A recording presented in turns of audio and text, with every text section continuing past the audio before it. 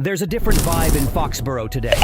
There's behind-the-scenes movement to supercharge the pass rush, a heavy question in the secondary just hours before kickoff, a quiet giant on the defensive line starting to dominate snaps, and a tough backfield update that shakes up return plans and special teams. The wild part? These four pieces connect like a chessboard only a locked-in fan can read. What changes for Sunday and for the season? You won't believe what we've got today. So grab a seat, drop a like, and let's dive straight into the news. You know that feeling when the clock starts ticking and there's still one missing piece to complete the plan? That's exactly what Foxboro is living right now. The defense has been creating heat up the middle, but it needs a consistent, closer-to-turn pressure into sacks on the edge. Behind the scenes, a name with an expiring deal, manageable cost, and a history of impact in lighter packages pops as a classic deadline opportunity. A rusher who doesn't need 60 snaps to swing third downs. The profile screams instant fit, and the question floating since early morning is simple. Is it worth paying a small price for a specialist to close games? Yes. Ardan Key, currently with the Titans, is surfacing on the radar as a low-cost target if the market opens in Tennessee. The context matches everything. Final contract year through January 2026, a $6.5 million base salary in 2025, and a below expectations season, plus an absence confirmed for Week 6.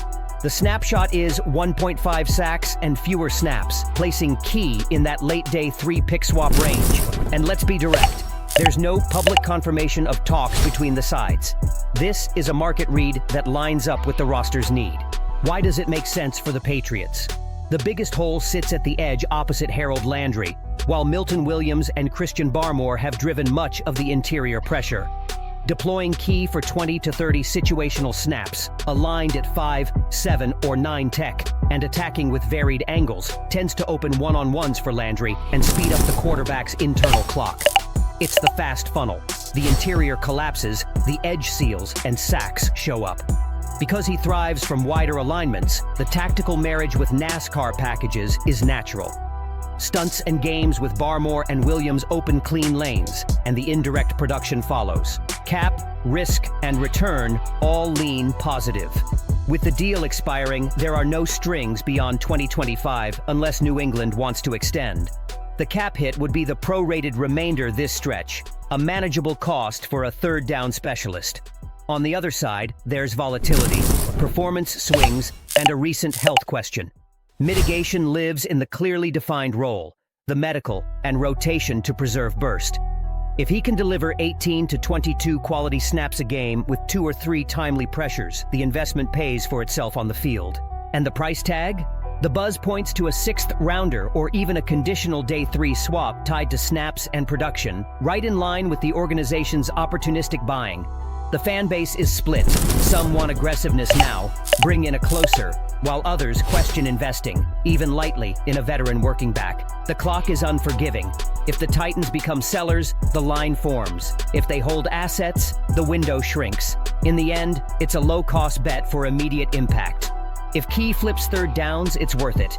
If he doesn't, the damage is minimal. And the wild part is this isn't even the day's most surprising twist. The situation worrying fans the most this week is in the one area the Patriots finally seem to stabilize: the secondary. Christian Gonzalez, one of this defense's most gifted young talents, is back on the injury report. And the specter of another muscle issue reignites the debate over load management and medical prudence. The fan refrain is loud. We can't lose Gonzalez again right when the defense found its footing. And the mystery is on, because in Foxboro, no one ever fully tips their hand. During practice, the young corner was limited, left the field early, and relit the alert. Mike Vrabel was, as usual, direct and evasive at once. Nothing confirmed, decision coming 90 minutes before kickoff in New Orleans. The message is the standard. We've got a plan if he goes and a plan if he doesn't. But the internal behavior reads more cautious than optimistic. The fact Gonzalez was held out of portions of practice suggests the discomfort returned, even if subtly. Inside the building, the sense is that pushing him to full go now could cost weeks later. The staff is trying to sell normalcy, with cornerbacks coach Justin Hamilton repeating the load management script and customized warm-ups. It's a plan with Vrabes and the medical staff, He has to ramp at his pace, he explained. But those watching closely know Gonzalez had been practicing without restrictions until Buffalo. A status change this sudden is rarely random. Fans, of course, speculate. Was there a minor restrain? Was it pure precaution? The line between the two is thin. Strategically, losing number 0 changes everything.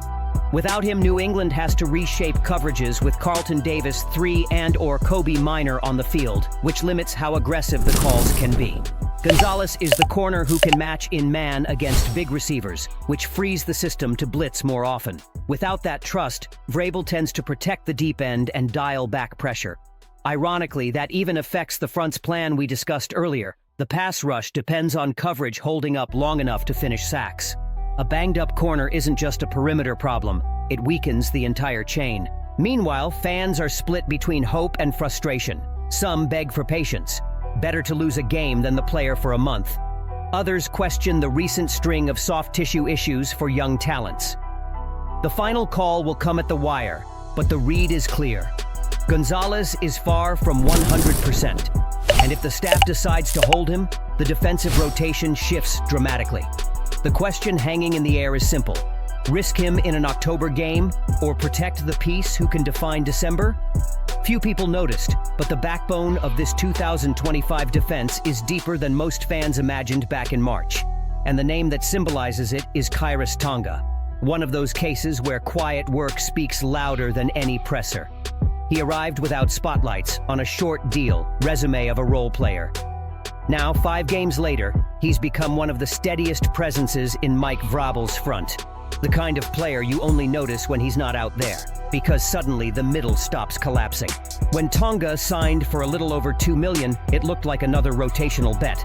The story changed fast. In 5 games, he's among the team leaders in per-snap efficiency, with a PFF grade north of 74 and 4 run stuffs that flipped drives, 2 of them against the Bills in crucial moments. Fans might not see number 95 splashed across headlines, but the coaches know exactly what he brings. Consistency, read and react discipline, and anchor versus the run. He's the piece that holds the structure so the pass rushers can put on the show. And it's not just against the run. Tonga is surprising on passing downs too. Among NFL interior defenders, he's sitting top 15 in pass rush win rate, with 4 pressures and 3 hurries on just 19 true pass sets. That's starter-level production on reserve volume, the dream for any coordinator. Vrabel seems to have clocked it early, which is why the veteran earned an off-season summer worker recognition internally. Since then, his role has expanded week by week. Against Buffalo, he logged 28 snaps, his season high, and has clearly moved ahead of Corey Durden and Joshua Farmer in the rotation. What's funny is that Tonga epitomizes the quiet win by the new front office. While headlines focused on the big money deals for Stephon Diggs, Milton Williams, and Harold Landry III, the collective impact came from this middle layer of the roster. The defensive line group, once a worry, has become the team's spine. Barmore, even through physical limitations, still draws doubles. Williams has cemented his versatility, and Tonga, with his size and discipline, ties it together. The result is rare balance. The Patriots compress with 4, choke the run, and stay fresh into the 4th quarter. Savvy fans know this is the essence of the Patriots culture Vrabel is rebuilding. Players who don't chase the spotlight but deliver steadiness. Tonga may not sell jerseys, but he's changing outcomes. And when a bargain contract yields this level of impact, it's the kind of find that can define a season. As wild as it sounds, the next update hits the fan base even harder. Friday started heavy in Foxboro. The win over the Bills still echoed in the locker room, but the announcement right after cut the euphoria in half. Antonio Gibson is out for the season. The veteran, a key piece on offense and special teams, tore his ACL on the kickoff return that ended in a fumble. Ironically, a sequence where New England recovered the ball but lost the player. It's the kind of blow that reshapes the game plan and the group's emotional balance.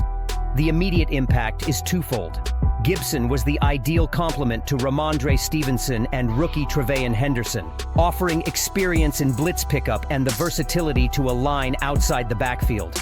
He was also the most reliable returner on the roster, with that 90-yard touchdown in Week 2 that became a symbol of the new phase under Mike Vrabel. Now it all moves to IR, leaving a void that's not just technical but emotional, a locker room respected pro who delivers more than he talks. Vrabel tried to keep things pragmatic when explaining the delayed announcement.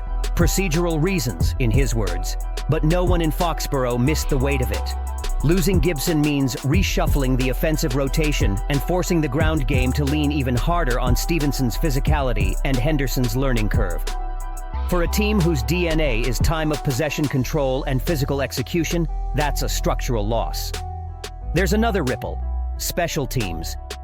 Gibson was the most explosive specialist in the group, and his 90-yard return in Miami remains the season's high point so far. The natural replacement should be Terrell Jennings, a 24-year-old running back elevated from the practice squad. He flashed in the preseason and knows the system, but he's still an unknown under pressure. Practice indications are that he'll get offensive reps and some return work, with support from Marcus Jones when healthy. Even so, the challenge is immense. It's not just about replacing numbers. It's about preserving the identity of a unit that was finally finding itself. The fan reaction was immediate. Sadness for the player, but curiosity about fresh legs. On social media, the divide is clear. Half want more snaps for Henderson, the other half wants a veteran from free agency. Vrabel, for now, signals internal trust, and that's the defining trait of Patriots 2025. Belief in depth, even amid losses. Still, you can't ignore the weight of seeing Gibson sidelined. A season marked by a cultural reset now faces its first big resilience test. So here it is. Patriots Nation. A trade target who can close games, the uncertainty around Gonzalez that reshapes the secondary, a silent pillar named Tonga holding up the front, and the pain of losing Gibson that tests our identity. None of it changes the essence. Compete hard, adjust fast, win together. If Key arrives, the pass rush accelerates. If Gonzalez sits, collective discipline compensates. If Jennings steps in, let him run like a man who wants to stay. Now I want to hear from you. Which decision is the smartest for Sunday? Comment, drop a like, subscribe, and hit the bell. Foxboro is breathing a restart.